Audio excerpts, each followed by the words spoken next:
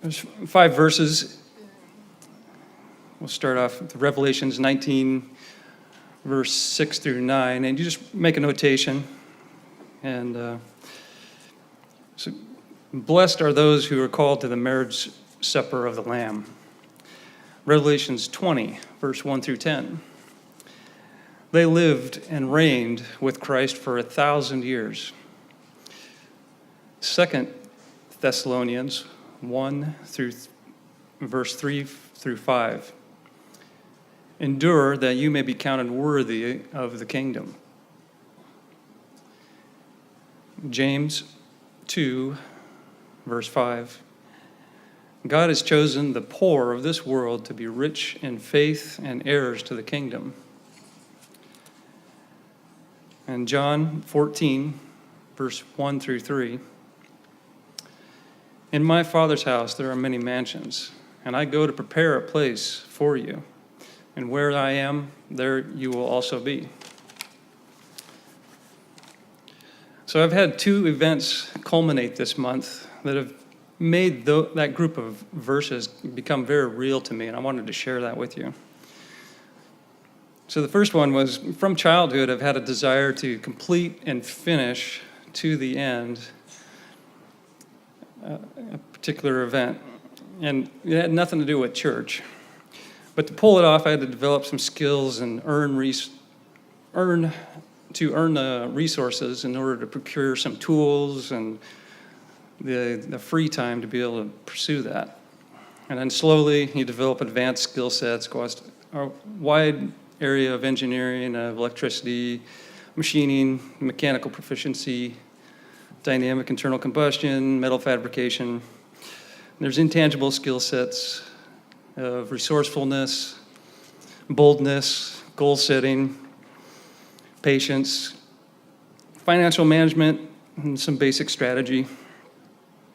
But the bigger yet is the cultivation of positive relationships with numerous other people that began to invest in their own time and resources to help me reach this goal. All of that effort simply gave me the opportunity to succeed or spectacularly fail in front of 7,500 people. It sounds funny to say, but I tell you all of this not because it's about me. After I finished, I saw the enthusiasm of the crowd, and then the over-the-top excitement and exuberance of those who had invested in me. But what mattered the most to me was that those that were close to me, they were able to claim their share of honor in front of all of those people. It had taken years and years of work to get to that place in life where I was. And it was the greatest feeling to be able to give that honor of association to each one of those people that helped me out.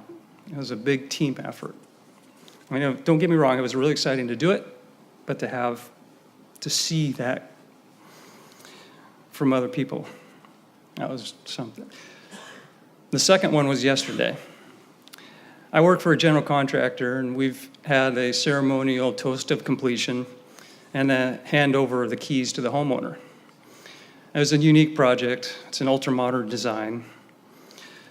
But the patriarch of this family was an older man. He commissioned an architect and a general contractor to build not a monument to his greatness or to his net worth, but a home that his family and his yet unborn descendants will be able to use and enjoy.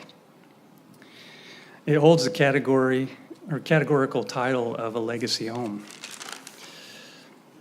After the toast, those that administratively got the project going introduced a group of carpenters who had done a fair amount of the work. And what proceeded was uncharacteristic in the industry.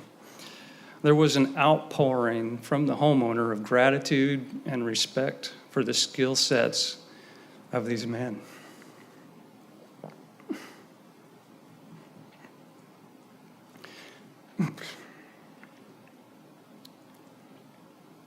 But none of these carpenters did it for the money.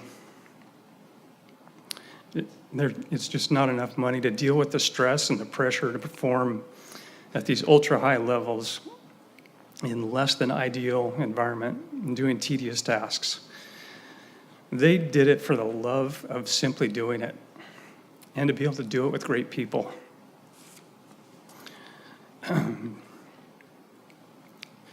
So this last year I've been dedicated to this project, and it's brought up some questions in my mind.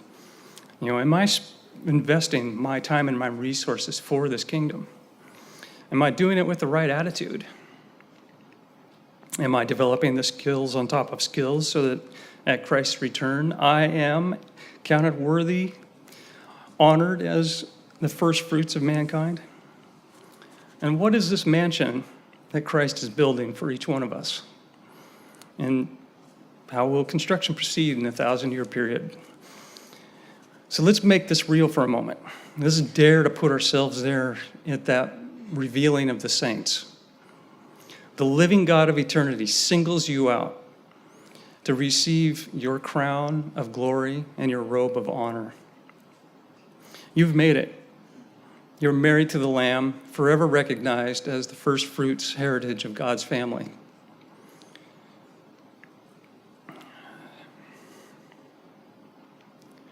This is the grandest ceremony ever. It's beyond the mind of man to conceive. Are you going to be there? Don't miss this chance to be able to give to your descendants the honor of familiar relationship. Think about it. It'd be like, let's say my forefather was Abraham Lincoln. But here it is. Here's right between the eyes message. Proverbs 18, verse 12. Write it down. 18, verse 12. Before honor is humility. And James 2, verse 5.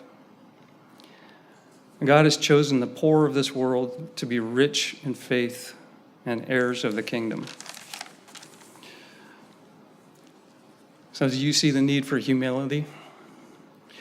If you think achieving greatness is the goal and is the way to be admired for your skill or accomplishment, you've automatically disqualified yourself for the honor. You will be choked out by your own conceits and your own jealousies and your own disappointments. Humility is the key to the opportunity of great accomplishments. And listen to this, the process that you go through to achieve greatness, what you learn through it, that is the point of what we're striving for big goals is for. Let me say that again. That is the point of striving for big goals, not the attainment. So mercifully, we are given time to soak in God's nature through the trials and triumphs of this life, through the time and the chance of just daily living. So if we stick to it, we'll be able to retain all of that into eternity. We see over and over the admonishments. You write down Ephesians 4, verse 1 through 3. It's Ephesians 4, 1 through 3. Have a walk that's worthy of the calling with all lowliness and gentleness. Colossians 3, 12 and 13. As the elect of God, put on tender mercies, kindness, and humbleness. And 2 Thessalonians 1, verse 3 through 5. Endure that you may be counted worthy of the kingdom. Are you still not convinced? If you write down Matthew 5.5, Matthew 5, verse 5, you'll read later, the meek shall inherit the earth. But what hangs in the balance? Besides your mortality, if you read 1 Corinthians 2, verse 9, the eye has not seen the thing which God has prepared for those who love him. If you read Psalms 37 from start to finish, it goes into more detail of what the meek shall inherit. So I ask you to please stick to it. We're in here, even though it's sunshine, for something in the future, but to be able to give to those that God will call later. Happy Sabbath.